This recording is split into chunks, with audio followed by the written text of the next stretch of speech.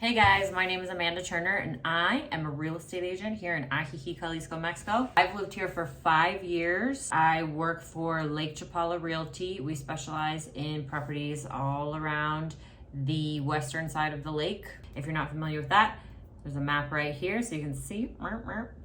Today I want to talk about the question that I most commonly get asked, and that is, what is it like to live in Ajijic? And a subset of that question is, are there young people who are living in Ajijic? The answer is yes, there are young people who live here in Ajijic, but 5 years ago when I first moved here, the answer was 100% no, there were not. There were a few, and we would try to get together and everything, but there were so few of us. You know, personalities didn't mix well, and some did and some didn't. So yeah, that was happening. Anyway, post-COVID, which I'm sure a lot of people are seeing, that people who are working remotely are moving to other places in the world.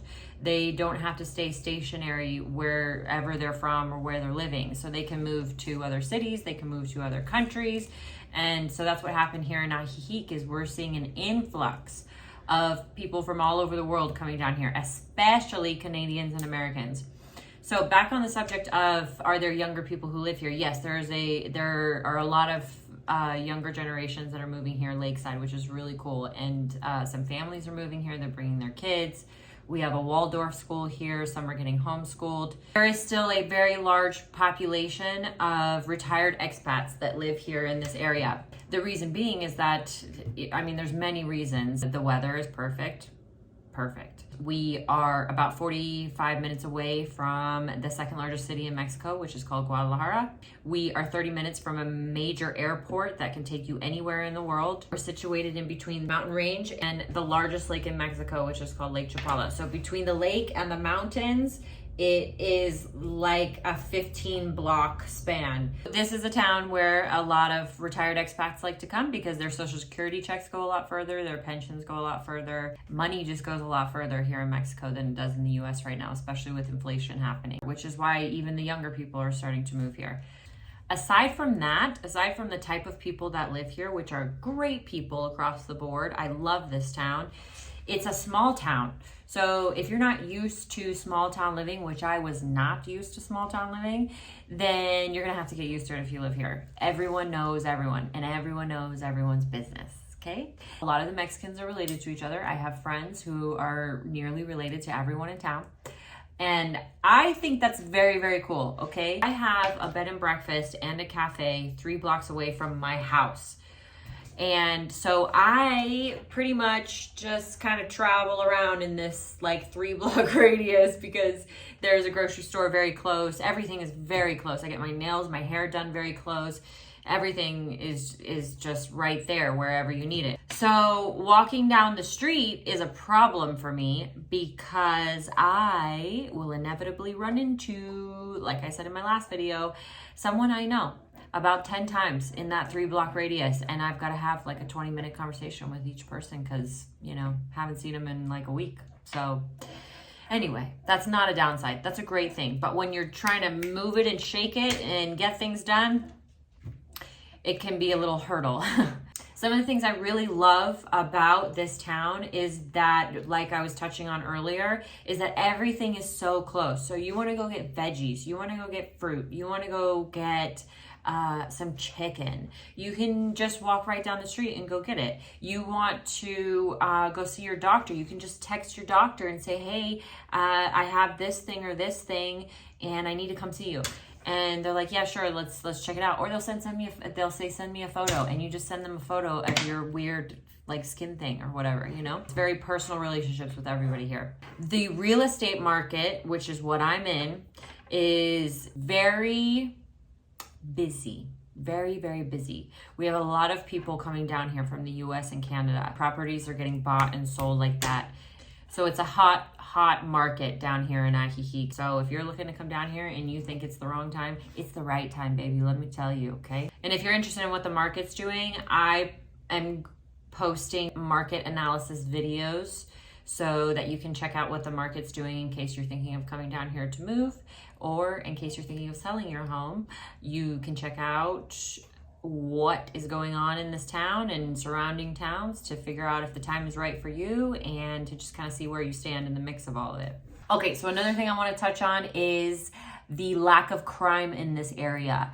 And now, granted, I say that, but there is crime no matter where you go. Okay, I get asked this question a lot, and I hear a lot like, oh, you're living in Mexico, isn't it dangerous? No, it's not any more dangerous than going to a supermarket in the US or a concert or, you know, some crazy things happening there. Okay, you catch my drift. So no, it is not dangerous in Mexico. Now, you get involved with the wrong people, just like anywhere in the world, it becomes dangerous for you. Now, there's a little bit of petty theft that happens here in town, and that happens in places where there are low wages. Robberies are not happening as often as they used to. This town is getting much busier, so there's just no room for that. And yeah, so I think it's a very safe town. I feel very comfortable walking down the street here in Mexico. The cost of living. People tend to think that when they move to Mexico, their dollar goes so far. It does, but it doesn't go as far as you think it does. Not anymore, because with inflation happening in the US, and the US and Mexico share a border, you're going to see some similarities in the things that are happening. Every once in a while, you're going to catch deals. So for instance, you're grocery shopping, as long as you're shopping for, you know, organic items like just fruits, veggies, your meats, your eggs, cheeses, things like that, it's very inexpensive. There are also options for, I have a woman who owns a farm in East Lahuacan, which is the next town over the mountain, and she has an organic, pasture-raised, free-range farm. So I order all of my meat and my eggs from her, and she delivers here to Ajijic, and it's so delicious. And it's a very reasonable price. It's not crazy expensive. Keeping your fridge stocked, good deal. Also, on the subject of cost of living, your doctor's visits are very inexpensive and you can get in pretty quickly. I know that in the US, there's a wait time of a month to 3 months sometimes, and that is not the case here. You do not have to wait to see a doctor. And it's very inexpensive. So if you're searching for things that you could find in the US, something along those lines, you can definitely find it here. But me personally, I don't see that I'm missing things here that I had in the United States. Granted, I am a very simple person. I don't need a whole lot of things. I need my phone, my computer, a notebook and a pen, and that's about, oh, and chapstick. Like, I die without chapstick, but they have chapstick here, thank God. I do know some people who like to get some things from the US, and there are mule services here, as in M-U-L-E. If there is something you're looking for in Mexico and you can't find it and you need to order it from the US, there are people who will bring it down here for you. Because we have a bed and breakfast, we're very fortunate that, you know, we have repeat visitors and things like that, and they'll ask us, is there anything you need from the US? And we'll say, yeah, we'll send it to your house. Or we go back and forth, or our friends go back and forth, and then we just have them bring it down to us. So it's not a big deal to get things from the US to Mexico. We have so many good restaurants here in Ajijic. This is the only town that I've seen in Mexico where there's so much diversity in food. We have Italian, we have German, we have French, we have Mexican, obviously, we have American, we have whatever the hell American is.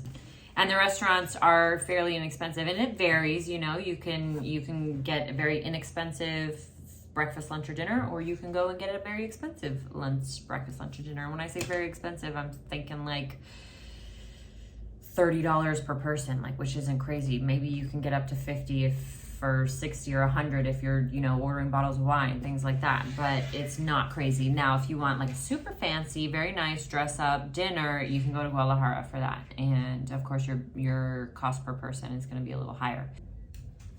One of the things that I should mention is that because this town was geared and is geared to retired expats, that a lot of things close early here. So your restaurants close very early, 8 p.m., 9 p.m. So if you want to go have a rockin' good time, you should probably head over to Chapala or Guadalajara. Driving in this area, you want something that's kind of like an SUV, small SUV that can fit down the tight streets. And the reason you want an SUV is you want something that sits a little bit higher because it's a lot of cobblestone. Some roads haven't been developed yet.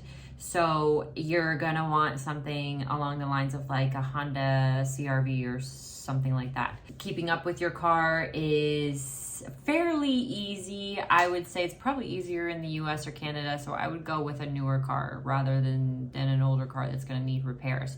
But having an SUV type vehicle is really good, so it can fit down the streets. There's a lot of parallel parking, so you want something kind of smallish that you can fit into the parking spots. Public transportation is very easy. There's a taxi stand in the Ajijic Center, but aside from that, everything's done on WhatsApp, and you can just WhatsApp your taxi guy and say, come get me. I need to go get some drinks. And then he's gonna be like, yeah, I'll be there in a second. You're gonna go get some drinks, you're gonna get drunk, and you're just gonna be like, pick me up, and he's gonna pick you up, okay? The bus system, so inexpensive. It's like 10 pesos to ride a bus from Jocotepec all the way to Chapala. I don't know how many miles that is. Okay, that's it for this video. That's all I can think of right now. If there's anything that I missed that you would like to know about Ajijic or the Lake Chapala area as far as what it's like to live here, please leave a comment in the comment section below, and I will either answer you, and if I get enough comments, I'll just make a whole new video on it, because I kind of just winged this. I just threw it out there, so we'll see what everybody says. Anyway, okay, well, I hope you guys have a good day, and I'll see you in the next video.